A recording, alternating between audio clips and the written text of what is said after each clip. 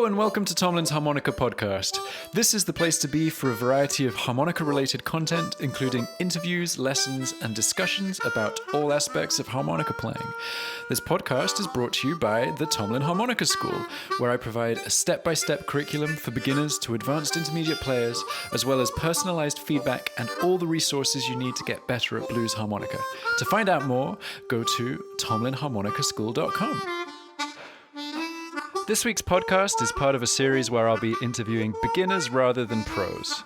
Today's guest is Steve, who decided to start playing about a year ago when he realized that it was time to start a new challenge. Okay, so hello, Steve. Thank you so much for agreeing to take part in this podcast. Absolute pleasure. Absolute pleasure. Looking forward to it. Oh, me too. So how are you doing today?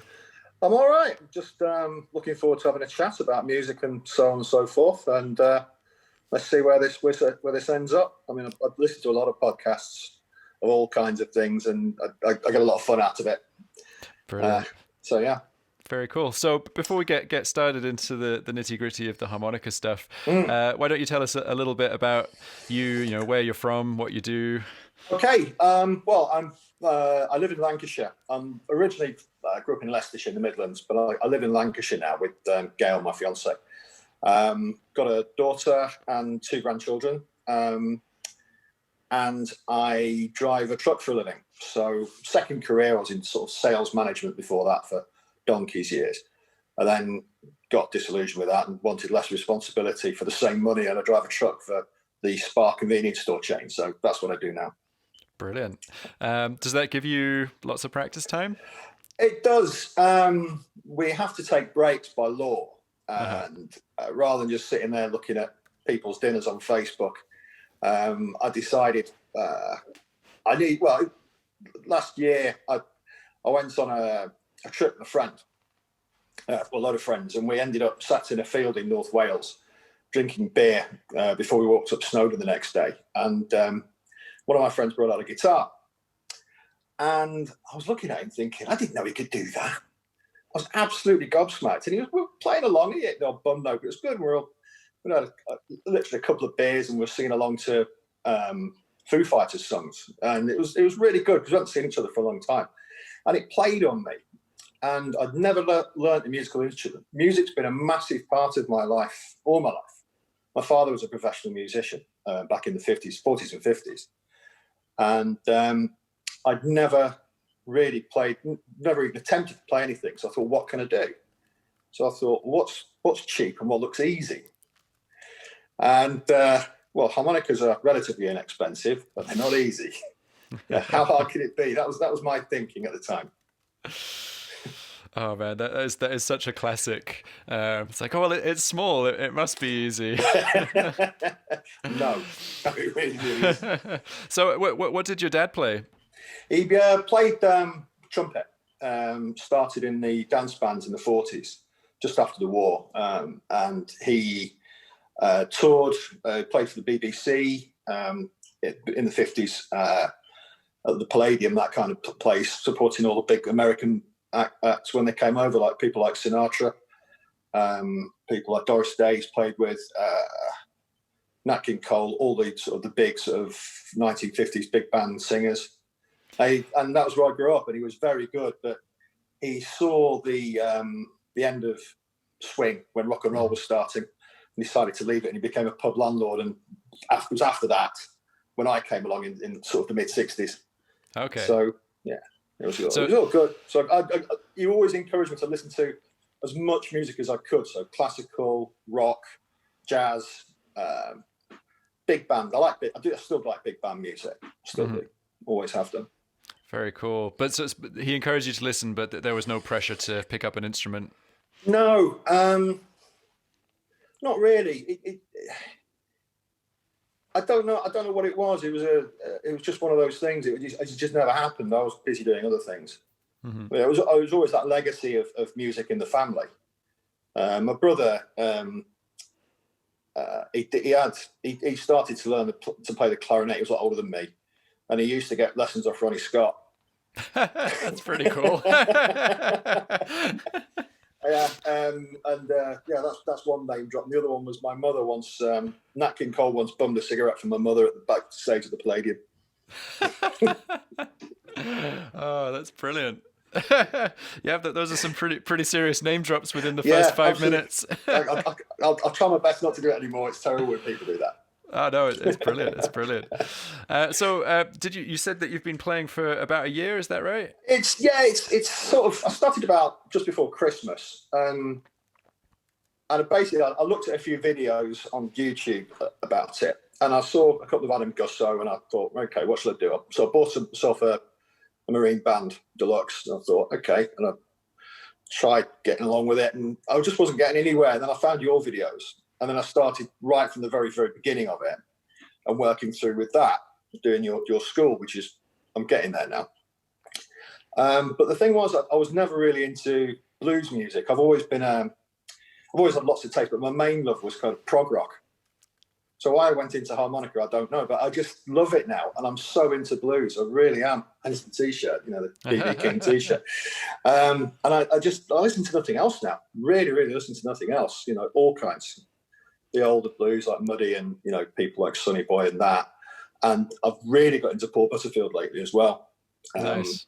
Because you sit there, I've had that much time being off work recently. I've just been sitting there on YouTube and going from one video to the next video to the next video, just listening and listening and listening.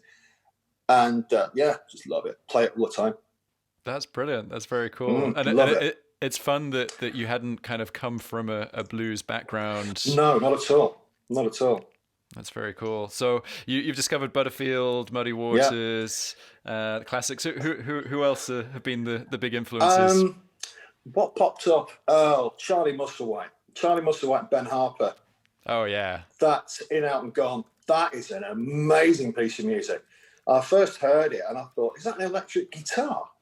Yeah. Because when he's playing that sort of solo during the sort of around the middle eight in that song, it was like, wow, that's an amazing sound. And then I saw the video, and it's this old guy in his 70s or whatever it is, rocking out with these youngsters. And I thought, that's an amazing thing. So that as well, Kim Wilson, Howling Wolf, and then all these kind of things. It's there's so much there. It's such a rich genre of music. There's so much to pick up on. Love it. Really love the blues now. That's brilliant. That's brilliant. So, what was the biggest struggle when you started playing? Everything. Everything was difficult. It was. I'm getting there. I think the biggest thing initially was bending. Mm-hmm. Getting bends. I mean, I can bend everything I've needed to bend in the course now, but it's just a case of practicing sounding like you're standing on a cat, and then next thing you actually do it for a day or two, and then you can't do it again for another week, and then it happens, and then eventually it's just practice, and like you say, do it 1,000 times and it gets locked in. Yeah, I think it's so useful for people to hear that thing of kind of getting something that sounds awful, but at least it's the first bit of a bend, and then losing it, and then it comes back, and then you lose it again, and it comes back more and more. And can you kind of because it's fresh in your memory? Can you remember how long it took for you to get a consistent 4-draw bend? Couple of weeks. And that's pretty good going. It was a couple of weeks. And I was just like, is that a bend? Is that not a bend? And then I downloaded one of those bend trainers, the apps, so you can actually see how deep you're going with it.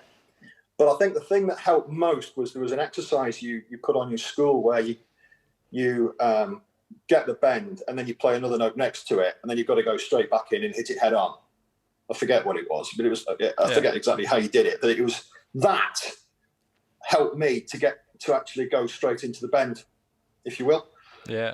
So that, it's just a case, but it's a case of practice and hitting it by accident, and then eventually you get that muscle memory develops, and you can hit it sort of 90 times out of 100. You can hit it straight on. Yeah. But obviously, years and years and years and years, and you start to sound like Charlie Musselwhite. yeah. That is the goal. Yeah, I think that's great. you said, you hitting it by accident, and I think that that's quite a crucial thing for people listening, because the harmonica is such a difficult instrument to learn. It's also a very difficult instrument to teach, because you can't actually show people what's going on. You need to describe things that are happening internally, and Yes. that doesn't necessarily compute when you're describing what a tongue's doing to bend. There are only so many ways that I can describe that, and people don't have that much conscious control. So there is always going to be an element of just trial and error and getting that kind of accidental bend. Well, yeah, I mean, you get the 4-draw locked in, and then you go for the 3-draw half step, and your tongue's in a completely different place. Yeah. And you think, hang on a minute, it's harder than it looks. And then you go for the 2-draw, and then you go for the 1-draw, and everything's different. But it's all about, one thing I've found, it's all about muscle memory. It's all about that, what they call unconscious competence, isn't it? Mm-hmm. You do it when you think about it, and then when you actually do it without thinking about it, that's when you start to sort of, that's it, bang, straight in. Yeah. Unconscious competence. That is the absolute perfect way to put it. That's brilliant. So when you started playing kind of in the early days, was there anything that you were worried about? Was there, like, starting an instrument a little bit later in life, was it scary at all, or were you quite confident? I needed a new challenge, really, and I wanted to do something. It was something I'd heard on a podcast. I don't know if you've ever heard of the Joe Rogan podcast. Yeah. In America. Well, he was talking to somebody, and it was the guy that said it was the guy that was talking. Who wrote a book about 10,000 hours. You need 10,000 hours. Malcolm Gladwell. That was it, Malcolm Gladwell. And he was saying that, I think it was in that one where he said, it's good at any point in your life to do something that you're going to struggle to do and overcome it as a challenge. Mm-hmm. And I thought at that time I needed something like that. I mean, life was all good, but I felt I needed a challenge, and I thought it's never too late to learn anything. I really believe that. I mean, I didn't start truck driving until I was 47, and that was a steep learning curve, believe me. But yeah, and I really wanted to do something like that, and I wanted to, next time I meet up with my friends, bring the harp out and start blasting a few licks off, and it's going, hang on, he didn't know he could do that. Yeah. Sort of getting my own back on my mate. But that's going to be a long while, I think, before that happens again now. But we shall see. But that was it. I just wanted to, never too late. Let's have a go. I think, it's so true. And unfortunately, I get quite a lot of emails from people kind of saying, oh, yeah, I've tried a little bit, but I've decided I'm too old to get as good as I want to be, and so I'm going to give up completely. And it's really upsetting when you hear that, because, I mean, it's such a cliche, but it's not about the destination. It's about the journey and kind of enjoying learning. And absolutely, it's about the journey. It really, really is. And will I ever get there? I don't know. I'd love to be able to have a jam with some people of the same ability, a garage band or something like that. That's something I'd like to possibly do when I feel a bit more competent. Mm-hmm. That's something I'd really like to do, because I'm actually lucky where I live. There's about 3 miles away is a town called Cone, and every year in Cone there's a blues festival. R&B and blues festival, which is cancelled this year for COVID, but the whole town shuts off for a weekend, and there's bands playing in pubs everywhere. Never been to see it, but this is my new sort of thing of liking blues. So it's serendipitous, really. Yeah. Well, that'd be brilliant. And do you have any kind of bigger, longer term goals with learning how to play? I just want to get better. I just want to be able to, play some of the standards. Mm-hmm. And, somebody, playing like I say, in a garage band, and be able to play things like The Thrill Is Gone, or, something like Born in Chicago. Yeah. That's, of all the players I've been listening to, Butterfield is really, I listened to him and I'm thinking, that is just amazing, because he's got really, really fast skills on some of the things he plays. And then when you listen to something like Drifting Blues, it's just the phrasing of it, the tone he gets, which is just, it's like another voice. Yeah. like in that Drifting Blues, when he plays that solo he goes into, and he's have you seen the video of him when he's playing at Woodstock? Not Woodstock, Yes. Monterey. Yeah. Monterey, and he's just lost in it. And it cuts to all these beautiful '60s people in the crowd. I just thought, yeah, that's cool. I want to be able to play like that. Yeah. So if I can get an inch closer to that every 6 months, I'm happy. Yeah. Just keep on the journey. Definitely. And it's good that you're thinking about it in 6-month increments. I think that's something I've noticed in my practice is anything that I'm working on now, I'm kind of hoping to start to see it in my playing in 6 months' time. And I think that is quite a good length of time to be thinking about. That's very cool. So tell me, what's been your biggest accomplishment so far? Is it the bending, or is there something else? Locking in a rhythm, and every time at the end of one of your lessons, I'm getting to the putting it all together section. Once I've got that and I'm happy with how it sounds, that's great. I mean, I was earlier this year in the beginner lessons, it was just a very simple little 12-bar blues you'd put up there, but I was playing and it felt like I'm making music, and I'm actually making music. I'm only playing a few notes and there's a backing track there, but I felt like I was part of that tune. Yeah. And I felt amazing. And I was we've got a little utility room at the back, and that was where I was practicing. And Gail came in, she stood at the door watching and dancing. And I thought, that's all I want. That's it was really good. My grandson watched me playing, and he picked up, what did he do? He picked up a doorstop and held it in front of his mouth and made singing noise. He's only 2. Oh, brilliant. That's cool. So I bought him a Suzuki Bluesmaster, and that's going to be when he's older. Nice. That is sitting brilliant. in a cupboard now. But he just picked it up and he was, wow, okay. He loves music. Oh, that's so good. He does love music. Very cool. So let's. I'm going to put my teacher hat on just for a moment. Scary. I'm scared. I know, right? I just want to know how you're practicing. Do you have some kind of routine? I try to do something every day, but I have 1 or 2 days off a week, and I find that if I have a couple of days off and I come back to it, I'm better. There's been an improvement because I think if you practice every day and you practice when you don't really want to do it, it becomes a chore. Yeah. But I don't want it to be a chore. So if I don't feel like doing it, I don't do it. I normally get 5 days out of 7. That's great. And what I do is when I stop for my lunch in my truck, I'll get the phone out, put it on the steering wheel, get the next lesson up that I'm doing, and do that. And then maybe when I get home, because I'm normally home first, I'll have an hour or 2, and I'll have another go. So I might get half an hour a day or an hour a day. Sometimes a bit more, sometimes a bit less.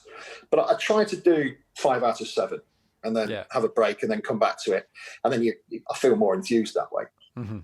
I think that's so important. It's very easy to take it too seriously. And obviously you need to take it seriously enough to actually see improvement. But the killer is taking it so seriously that you don't enjoy it at all. Yeah. I see that a lot. I see that a lot in myself, actually, and kind of a lot of pro players on whatever instrument. It can kill it for them. You know, so it's good. It sounds like you've got a good balance, which is brilliant. I try to. I mean, it's supposed to be fun. Music's got to be fun. That's the whole point of music. It's something that, for me, it transports you when you get into a tune, whatever tune it might be. It's got to transport you. That's the whole point. It's that transcendental thing of music where it's actually part of you. It's your soul. It's everything in there. Yeah, absolutely. And if you haven't got that, it's just a series of noises. Yeah. I think, and I don't want it to be that. No, absolutely. I think that the thing to remember is what the verb is that we use for the activity, and it's play. Play it, absolutely. Absolutely. So hold on to that. So I was wondering what your top tips are for people who are just starting out. You know, they've picked up a harmonica today. What are your tips? Right. I would say certainly listen. Listen to as much. If you want to learn how to play the blues, listen as far and wide as you can, and then find something that you get into and it helps you get your head around the blues form. Mm-hmm. For example, one thing that I was always wary about it, trying to improvise, really, really was. I hated doing it. And then one night I was watching B.B. King, and he was playing. He had Eric Clapton on stage with him. He had all these kind of people on there, and he was just playing, and he was relaxing. He was enjoying it, and you could tell he was throwing the improvisation in there. Mm-hmm. And I was listening to it, and I thought, and then I realised why he was going where he was going with the progressions, where he was going into the 4 chord and the 5 chord, mm-hmm. and then down to a sort of turnaround. And I thought, right. And then next time I thought, I'll improvise. So I put a backing track on, and I started improvising. And within a couple of days, I do it every day now. And I try to improvise because it's that unconscious competence. Your brain knows where it wants to go, then your lips follow it. Mm-hmm. And then you start making a nice sound, even if it's just a scale or a reverse scale or, a double stop or something. But if it's the right double stop at the right time in the song, say as a something to take you into the 4 chord, then that helps. But listen and listen and listen and enjoy it. I think that's the key to it. Enjoy it. If you feel you're not, I'll leave it alone for a week and then come back to it, and then you're more enthused. Otherwise, it's just a drag. Yeah. No, those are fantastic tips. Yeah, absolutely. Yeah. I think taking a break. People get really scared about taking a break. They think that they failed, but it's such an important part of playing. Especially you think about you're planning on having hopefully a lifelong relationship with the instrument, and it's not always going to be your main priority or your main hobby. Having time off is good for you, and it's good for the relationship. So that's great. We're kind of coming towards the end, but before we call it a day, do you have any questions for me? Anything you want to know? No, not particularly. I'm enjoying the lessons. I think they're really, really well structured. Are you going to be progressing the more advanced end of the school, if you will? Is that coming? Is that in the pipeline? It is most definitely in the pipeline. Right. Yeah, so for people who don't know kind of how the school's structured, it's currently structured into 4 levels: beginner, advanced beginner, intermediate, and advanced intermediate.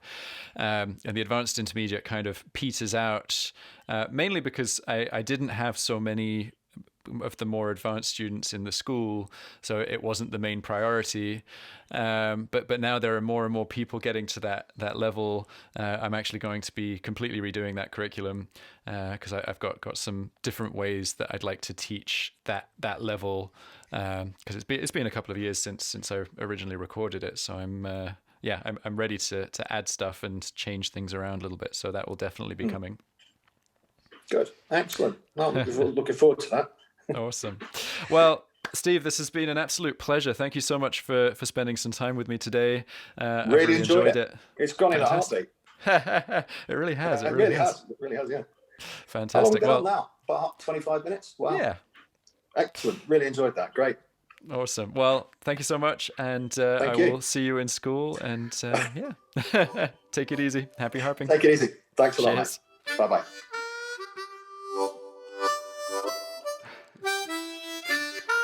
Thank you so much for listening to this episode of my Harmonica podcast.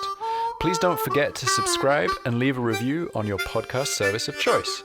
And if you're ready to take your harmonica playing to the next level, then you should check out my online harmonica school over at tomlinharmonicaschool.com. Happy harping!